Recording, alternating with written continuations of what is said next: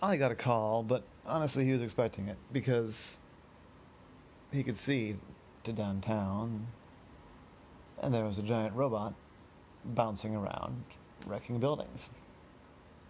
So I figured it was only a matter of time before he got the call, and then his phone started ringing, and it was the mayor. I said, Ollie, Ollie, I need your help. Some kind of crazy robot monster thing. It's wrecking downtown. We've got the National Guard in, but I hear you they got a call about things like this. I said, yeah, that's, sure. I seem to have an expertise on giant things destroying parts of the city. Um, yeah, how do we get down there? I said, well, we've got a squad car on the way to come get you. I said, all right, I'll be down in just a few minutes. So I got downstairs. By the time I got downstairs, the squad car had arrived. So I hopped in. I said, all right, we're taking you straight to the robot thing? I said, yeah, where is it? I said, right now it's over kind of in a little bit west of Little Italy. I said, all right, can you see it? Let's see. Can you see it from the Route 40 or the overpass? I said, yeah, yeah. All right, let's go there first. So they got down there as quick as they could. And Ollie brought with him several electronics tools, figuring if it was a robot, there might be some sort of electronics angle he could use. So we just kind of grabbed a bunch of stuff that he had, some standard stuff and some stuff that, some scientists and engineers that he works with sometimes had given him to test. And they got there, and yeah, it was kind of odd.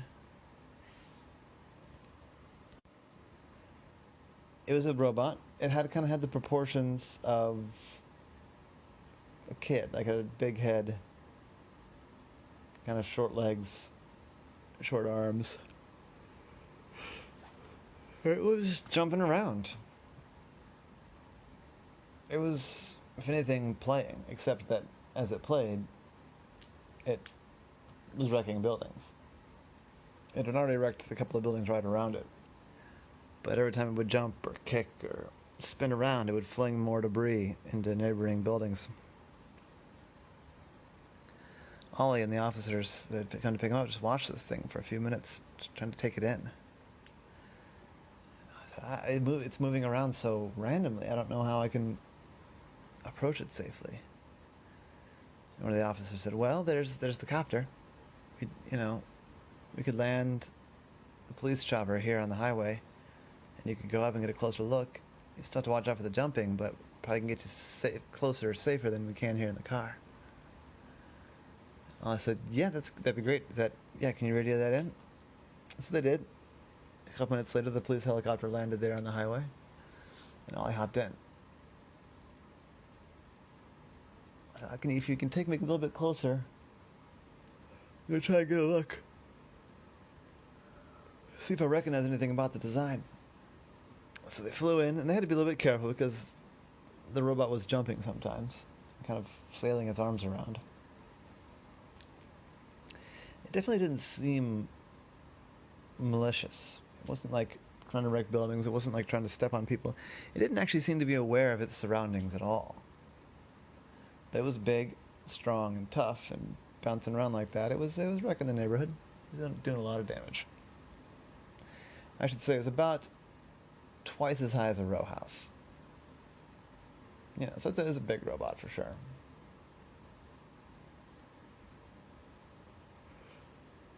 As I got closer, one of the devices in Ollie's bag started making noise. So he picked it out, and it was a radio signal detector. And it was detecting a really high strength radio signal coming back and forth from the robot. Big enough, over the sort of baseline of your radio stations and stuff like that. So I think let's try and follow the radio signal. I've got a good directional beat on it. because the device was showing that the radio signal was bouncing back and forth from an area several miles to the northeast of there. So they followed it. They got into a very normal residential area. Some row houses, some separated houses.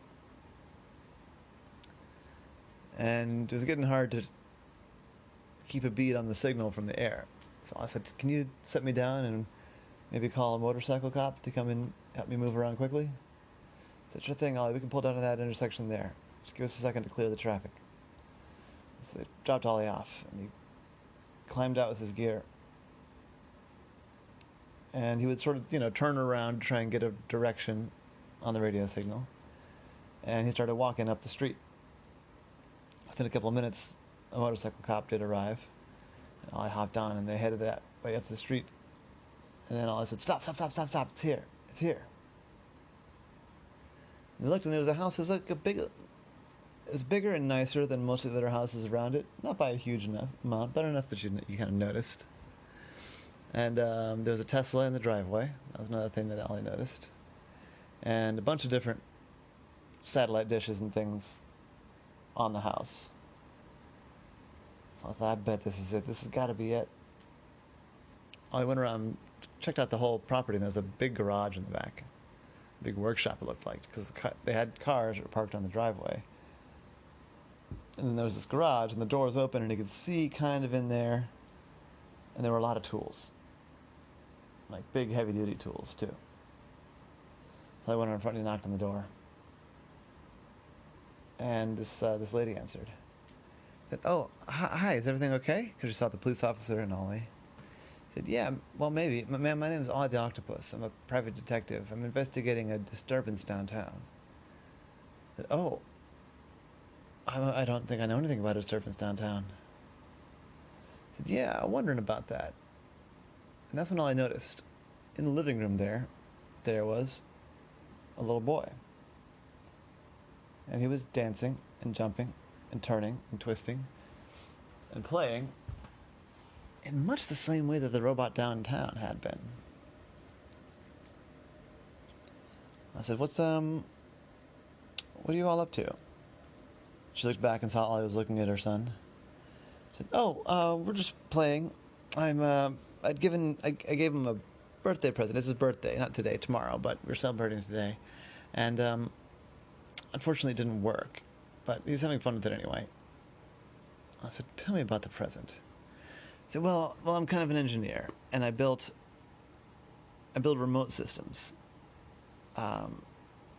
Normally I work for the military, but I made kind of a miniature version of one thing I'm working on for the military for my son. It would be like a robot that he could control remotely, like a little one.